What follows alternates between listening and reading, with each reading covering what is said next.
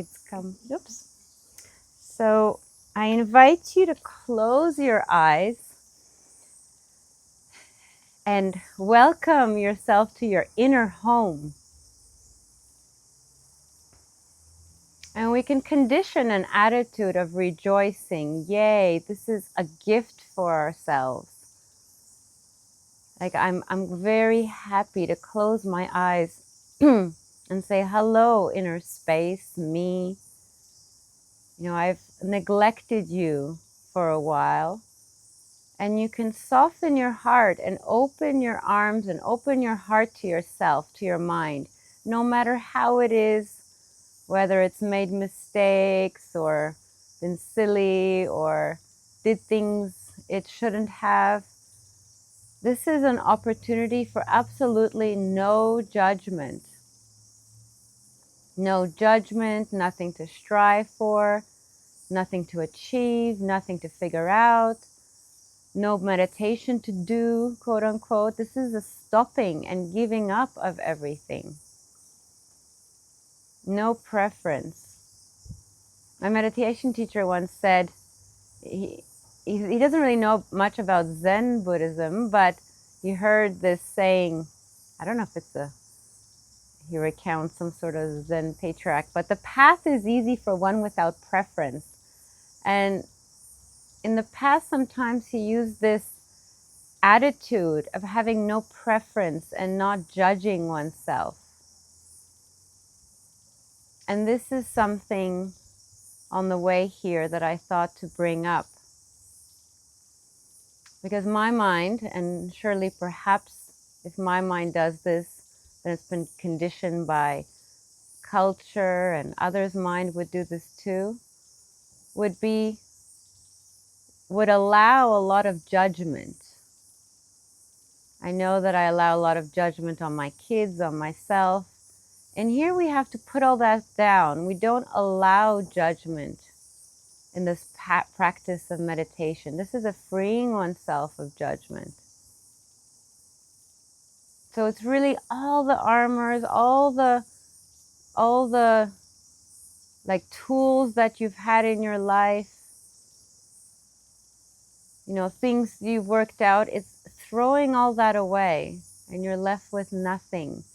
And at first it could be vulnerable, but this is where this loving kindness and these heart-based practices are useful for you to feel safe in vulnerability. So softening your heart to yourself and having this kindness and self-compassion. Like me, in this rawness, I totally accept you can be just the way you are. This is not a time for self-improvement or working on oneself and beating oneself up into discipline and all that. It's a total time to just be. But it's very important to do it 100%, because it's not the time for daydreaming, because that's more doing. It's being 100% aware and present. It's not the time to continue with the internal dialogue of past and future and all the thoughts you've had yesterday and this morning. It's a 100% rawness facing one's mind with silence and unconditional love. And that takes courage and not escaping into fantasies and dreams and plans. So with that attitude that we want to keep and remember throughout the whole period of sitting, will allow the mind to settle, and as it settles, we'll uncover more ways the mind creates stuff. This is a time of disentangling, unraveling, allowing our sense of self, our stories in life to unravel, disentangle, fade and melt. And this happens slowly through maybe these methods that we use, like scanning the body. So we've had our present moment awareness in silence. Maybe you can hear the birds, whatever is happening now, anchoring ourselves in the moment. You can hear the sounds of nature.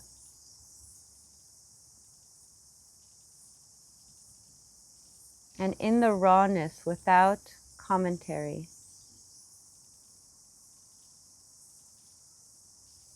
and no preference, no judgment, you know that silence is superior than mental chatter, but we don't add craving to it.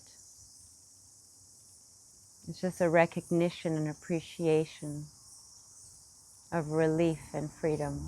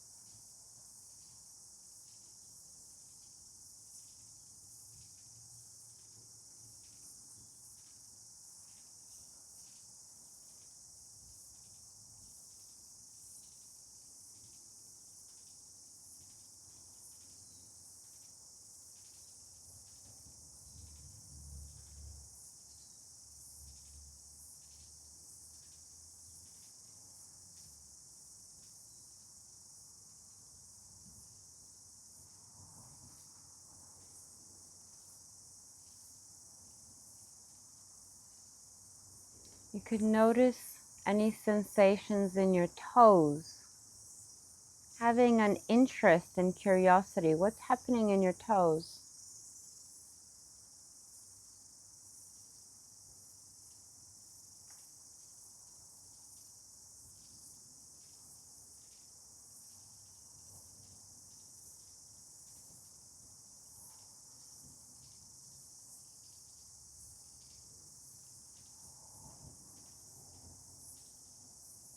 Allowing your toes to be,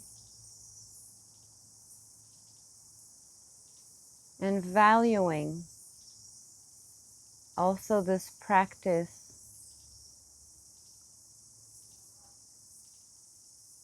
that also has a lot of health benefits, well-being benefits, that he shows decelerates aging. So it's valuable to not allow the mind to keep wandering and indulging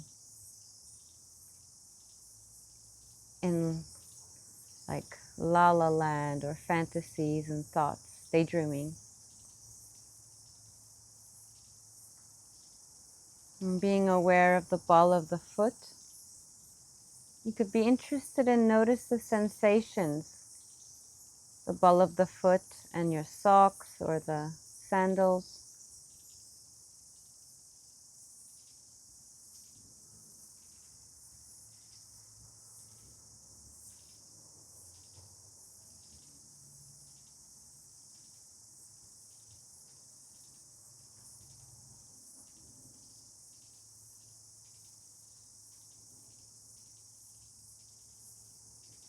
And going up under the arch.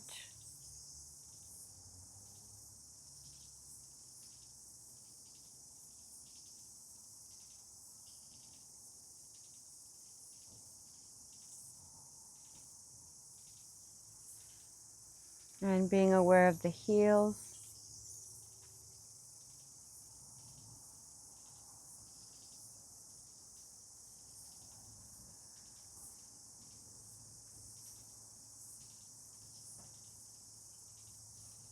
Being aware of our ankles.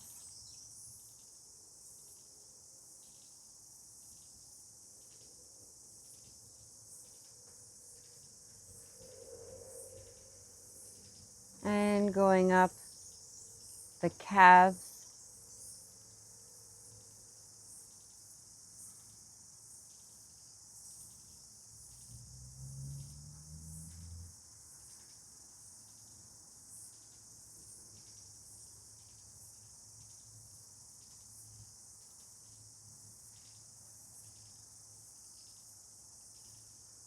Being aware of the knees.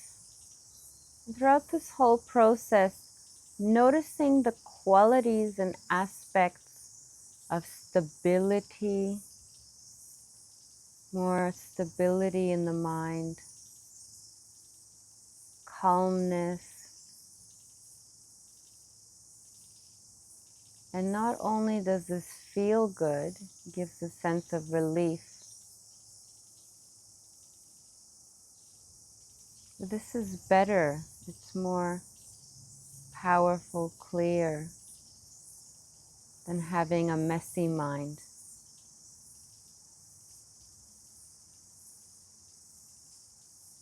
So we need to choose.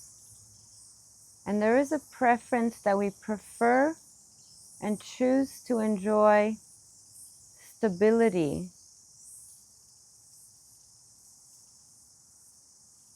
and clarity over thoughts. So there is an instruction. That's what the mindfulness and gatekeeper does. It says stop to the wandering, like thinking mind. But what I meant when I mentioned no preference is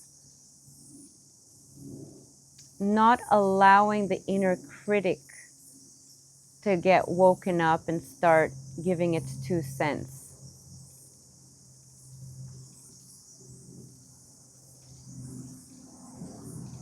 Words are always just pointing at something and never give a complete story. Through the practice and experience that the results come, not by talking about it, but by practicing.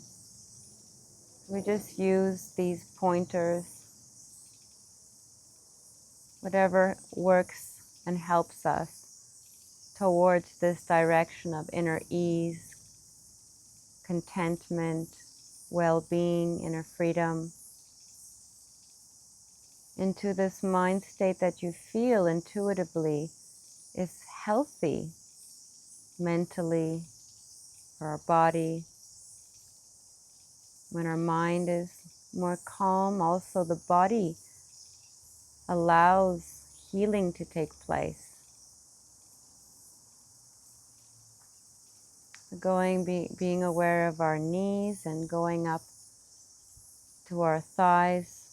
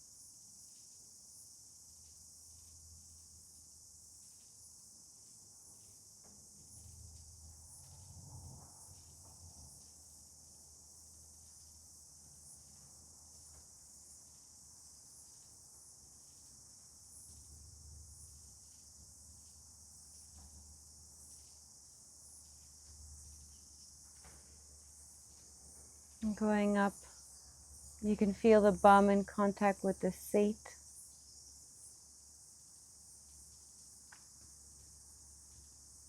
And allowing your sit bones to weigh heavy. Allow all your weight to release into your seat, like very steady and grounded. Going up your spine, you can feel your spine going up, kind of like hanging up, and all the muscles flopping, relaxing from your spine. This allowing a sense of alertness, but stability. And being aware of your shoulders, allowing your shoulders to relax. Often if there's tightness in the shoulders, so be aware of your shoulders, notice if there's any tightness, and by bringing some kind attitude, the muscles relax. Things only tense up if there's criticism or fear, but when everything feels safe, when you allow yourself to feel safe, not judged, not criticized, then you're allowing your body to relax and heal.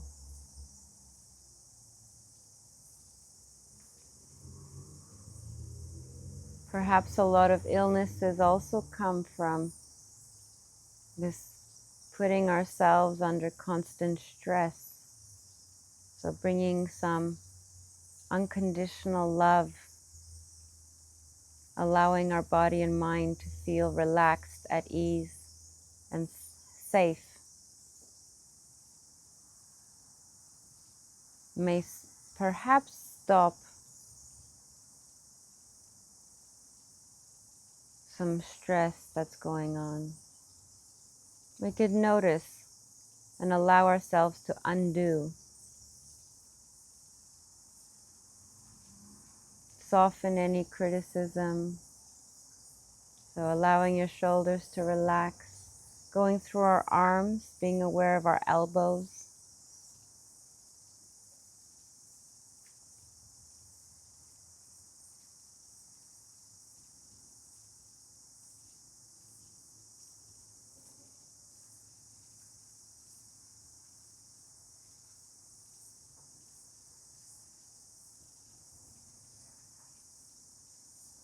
Being aware of our wrists.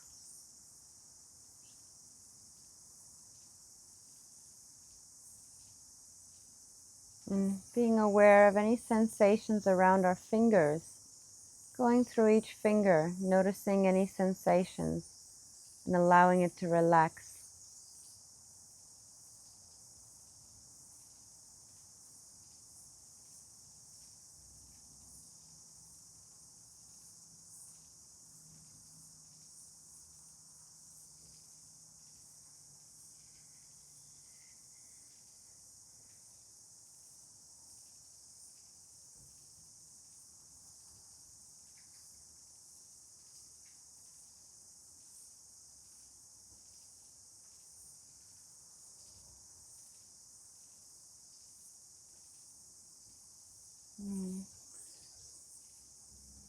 Being aware of the neck, noticing your neck area,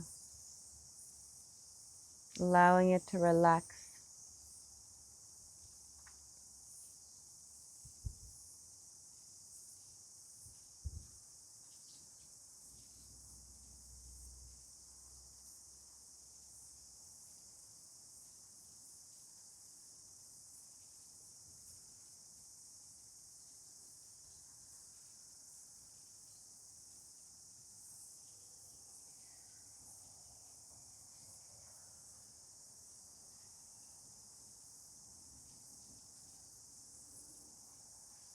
The jaws, noticing in your jaw if there's any tightness, just allowing all release melting away, softening, releasing this whole area,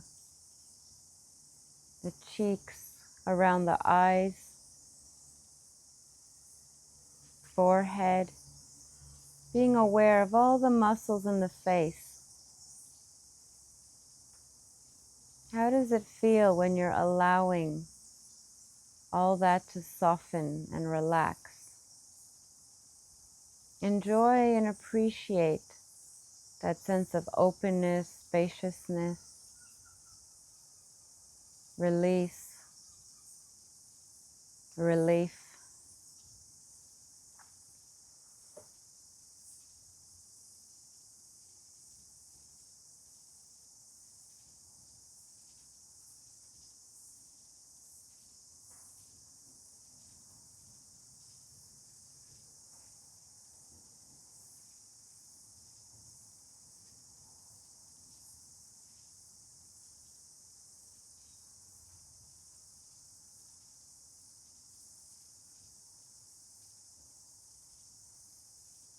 Remember, stillness, whatever you're aware of is fine, just being with it.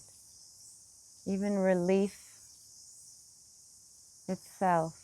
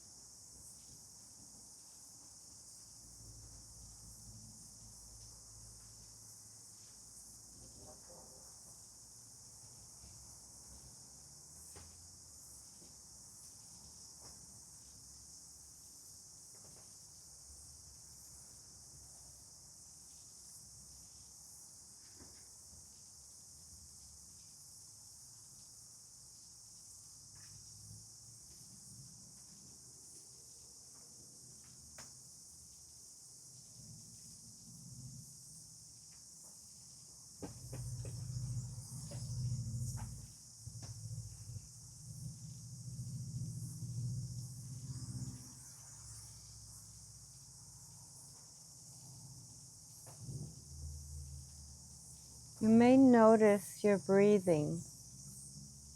You may notice that you're breathing in or you're breathing out. Your body knows how to breathe. It's been doing that the whole life.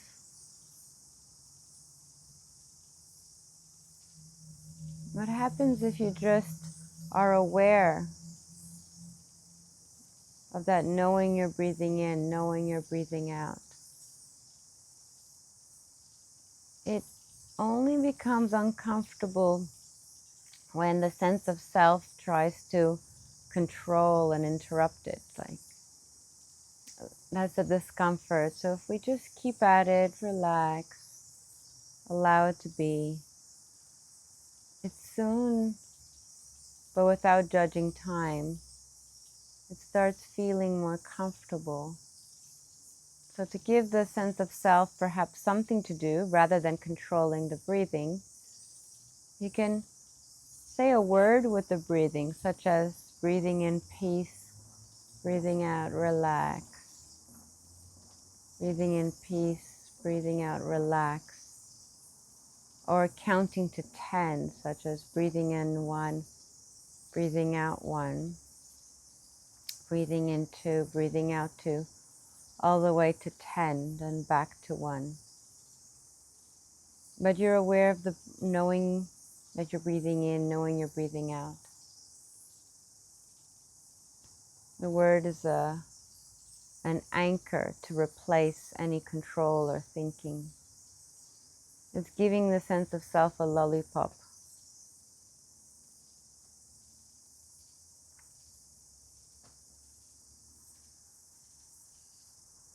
You're allowing settling, calm.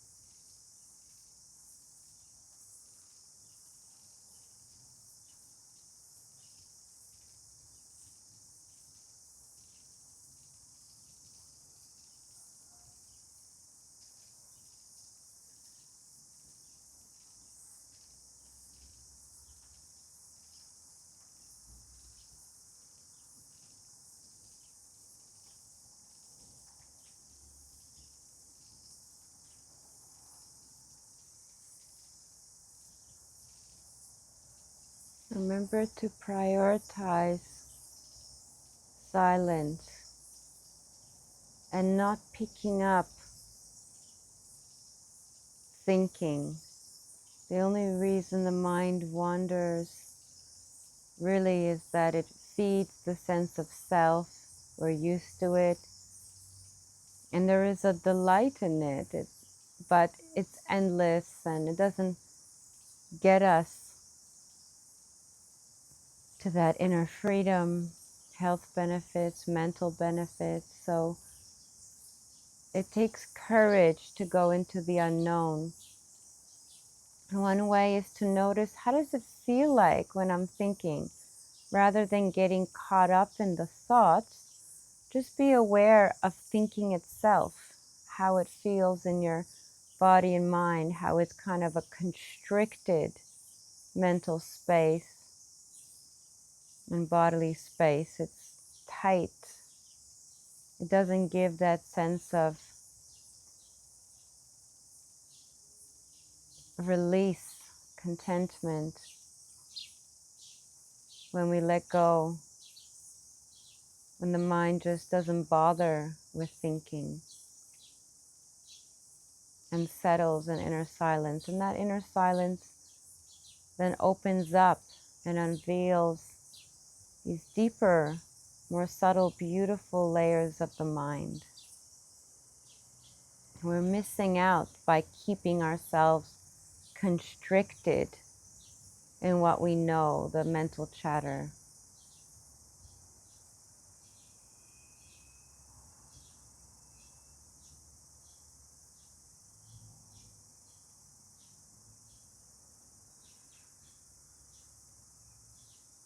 So rather than explorers of outside world, we're implorers, going into unknowns of the mind that shed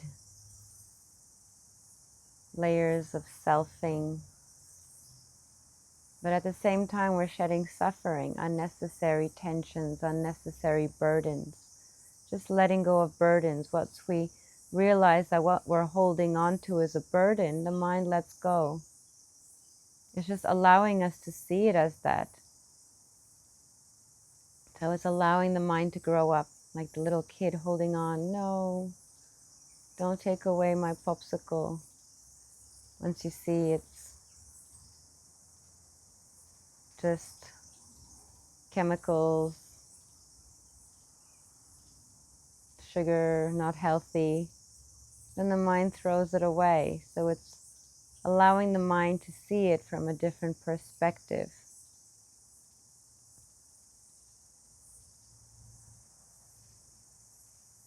It's a kind of disenchantment. Like when kids play with toys, they're involved and caught up in the fantasy world of, play and dragons and princesses and all that. But later, they just see it as just plastic. So the mind doesn't force itself to release this grasp. It just notices that it's just plastic. And it has something more valuable. So the mind lets go by itself. The mind ripens in release. This whole practice, I think I mentioned a few weeks ago, I noticed when I was looking through the Buddhist teachings, it ripens in letting go. Letting go happens. Just keep on. Stability. Mindfulness of breathing. Allow the mind to let go of burdens.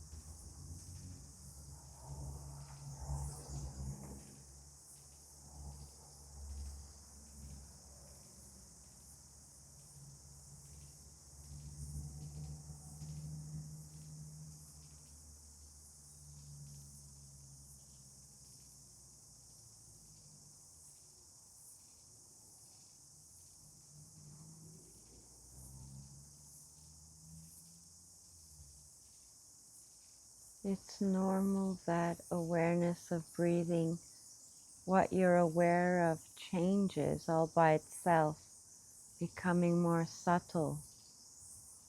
You may not even notice the in-breath or out-breath.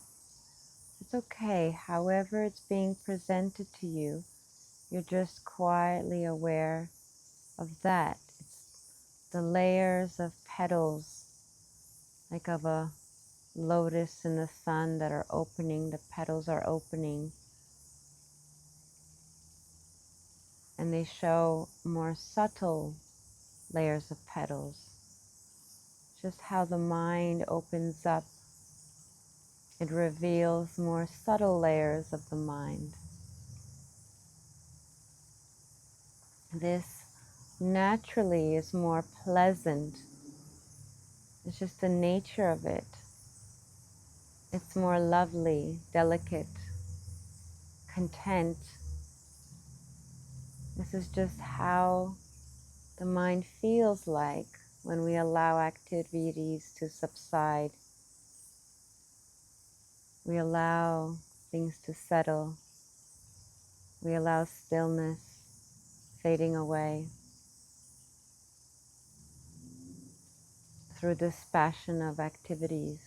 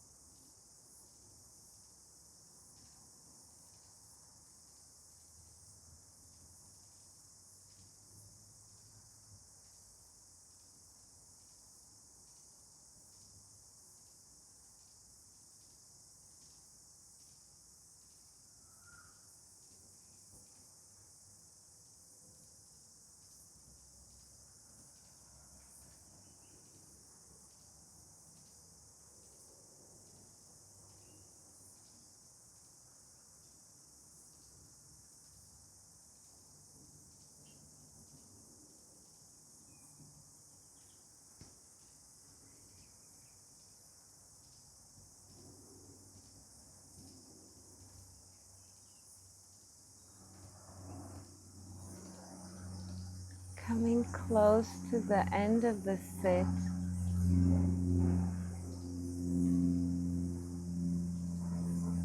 Notice and appreciate just the nature of the mind. What happens when you stop getting involved in the mind? When you stop needing to put 2 cents in, control the meditation and exist, the me saying, here I am, blah, blah, blah, blah, blah. When we just put that sense of self in the back seat and give it a lollipop and just say, okay, watch the body, be aware of the breathing. And then it doesn't know, but it's like a quiet, soft poison for the ego for this period of, so that there could be freedom and ease. And this is such a valuable skill. And then you can wake it up and say, okay, sense of self, you can do your thing now in the world. But the mind has that practice, that skill of stopping when there's nothing to do, to just do nothing. And that's such a valuable skill. And it's so enjoyable to do that. So the trick, so to speak, is in the beginning having patience, confidence. Hopefully that's why maybe sitting together in a group helps, is because you can't escape too soon and get distracted with phones and looking in the fridge or checking something or doing something very important like laundry. So we have no choice but to sit, and that patience allows the uncomfortable part. But soon we notice and appreciate, this feels good. And it's not like we're making it feel good, that's just what happens. It's like we're sitting, and then this moment starts feeling good, content, ease, beautiful. The longer we sit, even joy comes up, bliss comes up eventually. And then bliss vanishes, and there's this equanimity that's more beautiful. Superior. So all this process is just the nature of the mind, which is so fascinating, and it's giving ourselves that opportunity to sit and see what happens. And very important to, at the end of the sit, appreciate the mind state. Just appreciate any qualities of ease. Like it's a more open type of mind, right? It's less brittle, less tight. It's more like Teflon, more pliable, malleable. That's one of the descriptions the Buddha said on these deep meditation states. The mind becomes malleable, and then it could do whatever you need it to do.